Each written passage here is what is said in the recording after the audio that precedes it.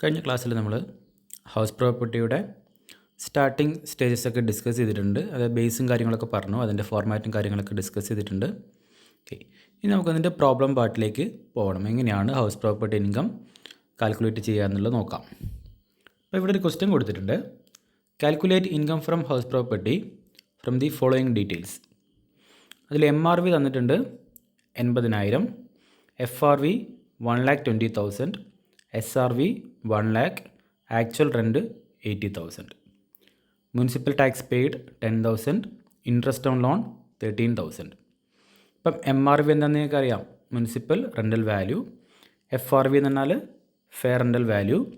SRV standard rental value. AR എന്ന് പറഞ്ഞു കഴിഞ്ഞാൽ ആക്ച്വൽ റെൻ്റാണ്.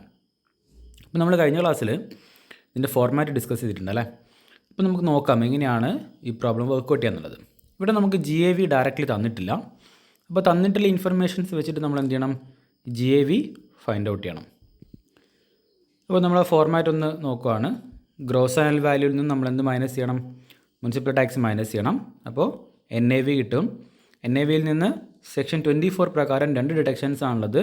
24A പ്രകാരം സ്റ്റാൻഡേർഡ് ഡിഡക്ഷനും 24B പ്രകാരം ഇൻട്രസ്റ്റ് ഓൺ ലോണുമാണ്. ഇപ്പോൾ first we need to calculate GAV. ഇപ്പോൾ നമ്മൾ പറഞ്ഞു GAV ഡയറക്റ്റ്ലി തരാത്തതുകൊണ്ട് നമ്മൾ എന്ത് ചെയ്യണം, GAV കാൽക്കുലേറ്റ് ചെയ്യണം. അപ്പോൾ നമ്മൾ കഴിഞ്ഞ ക്ലാസ്സിൽ GAV കാൽക്കുലേറ്റിൻ്റെ പ്രൊസീജിയറൊക്കെ പറഞ്ഞിട്ടുണ്ടായിരുന്നു അല്ലേ. ആദ്യം നമ്മൾ എന്താ ചെയ്യേണ്ടത്, MRVയും FRVയും എടുക്കണം. എന്നിട്ട് അതിൽ ഹയസ്റ്റ് വാല്യൂ എടുക്കാം. അപ്പോൾ അതിൽ ഹയസ്റ്റ് വാല്യൂ എത്രയാണ്, 1,20,000 ആണ്. ഇനി ആ 1,20,000 നമ്മൾ എന്ത് ചെയ്യണം, സ്റ്റാൻഡേർഡ് റെൻ്റൽ വാല്യൂ ആയിട്ട് കമ്പയർ ചെയ്യണം. എന്നിട്ട് എന്ത് ചെയ്യണം, ലോവസ്റ്റ് എടുക്കണം. ഓക്കെ ആണല്ലോ. അതിന് നമ്മൾ എന്താ വിളിച്ചിരുന്നത്, എക്സ്പെക്റ്റഡ് റെൻ്റ് എന്നാണ്. അപ്പോൾ ഈ എക്സ്പെക്റ്റഡ് റെൻറ്റിനെ നമ്മൾ ഇനി എന്തുമായിട്ട് കമ്പയർ ചെയ്യണം, ആക്ച്വൽ റെൻറ്റുമായിട്ട് കമ്പയർ ചെയ്യണം. എക്സ്പെക്റ്റഡ് റെൻറ്റ് 1 lakh ആണ്, ആക്ച്വൽ റെൻറ്റ് 80,000 ആണ്. എന്നിട്ട് ഏതാണ് എടുക്കേണ്ടത്, ഹയസ്റ്റ് ഏതാണോ അതാണ് എടുക്കേണ്ടത്. Take the highest one. അപ്പോൾ ഇവിടെ ഹയസ്റ്റ് ഏതാണ്, 1 lakh കൊണ്ട് 80,000 ഉണ്ട്. അപ്പോൾ ഇവിടെ ഹയസ്റ്റ് ഏതാണ്, 1 lakh ആണ്. അപ്പം GAV എത്രയായിരിക്കും, ₹1 lakh. അപ്പോൾ ഇങ്ങനെ തന്നു കഴിഞ്ഞാൽ GAV കാണാൻ വളരെ എളുപ്പമാണ്. ആ ഫിഗേഴ്സ് നമ്മളൊന്ന് കമ്പയർ ചെയ്യുക. ആദ്യം MRVനും FRVനും കമ്പയർ ചെയ്ത് വലുതെടുക്കുക. ദെൻ ആ കിട്ടിയ വലുതിനെ SRVയുമായിട്ട് കമ്പയർ ചെയ്ത് ചെറുതെടുക്കുക. അപ്പോൾ കിട്ടുന്ന ഫിഗറിനെ നമ്മൾ എന്താ വിളിക്കുക, എക്സ്പെക്റ്റഡ് റെൻ്റ് എന്നാണ്. ദെൻ അതിനെ നമ്മൾ എന്തുമായിട്ട് കമ്പയർ ചെയ്യണം, ആക്ച്വൽ റെൻറ്റുമായിട്ട് കമ്പയർ ചെയ്തിട്ട് എന്തെടുക്കുക, വലുതെടുക്കുക. നമുക്ക് പ്രോബ്ലം സോൾവ് ചെയ്ത് നോക്കിയാലോ. ആദ്യം GAV. ഓക്കെ, GAV നമ്മളിപ്പം ഇവിടെ കിട്ടി. എത്ര GAV, ₹1 lakh ആണ്. ആ GAV നമ്മളിവിടെ എഴുതി. GAV less municipal tax. Municipal tax എത്ര നമ്മളെ ക്വസ്റ്റ്യനിൽ പറയുന്നുണ്ട്. എത്രയാണ് ക്വസ്റ്റ്യനിൽ പറയുന്നത്, 10,000 ആണ്. ഓക്കെ, അപ്പം മുനിസിപ്പൽ ടാക്സ് 10,000 നമ്മൾ മൈനസ് ചെയ്തു.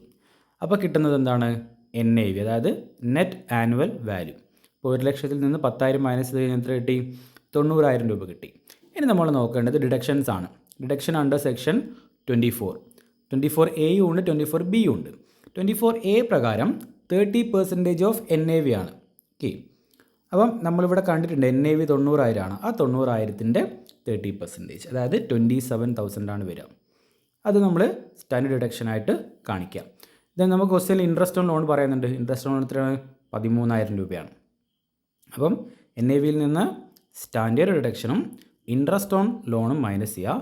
അപ്പോൾ കിട്ടുന്ന ഫിഗറാണെന്ത്, ഇൻകം ഫ്രം ഹൗസ് പ്രോപ്പർട്ടി. അപ്പോൾ നിങ്ങൾ ഈ ഫോർമാറ്റ് കൃത്യമായിട്ട് എന്ത് ചെയ്യണം, ഓർത്ത് വെക്കുക. ഫോർമാറ്റ് കൃത്യമായിട്ട് ഓർത്ത് വെച്ച് കഴിഞ്ഞാൽ നമുക്ക് ഈ പ്രോബ്ലം വളരെ എളുപ്പത്തിൽ എന്ത് ചെയ്യാൻ പറ്റും, സോൾവ് ചെയ്യാൻ വേണ്ടി സാധിക്കും. ഓക്കെ.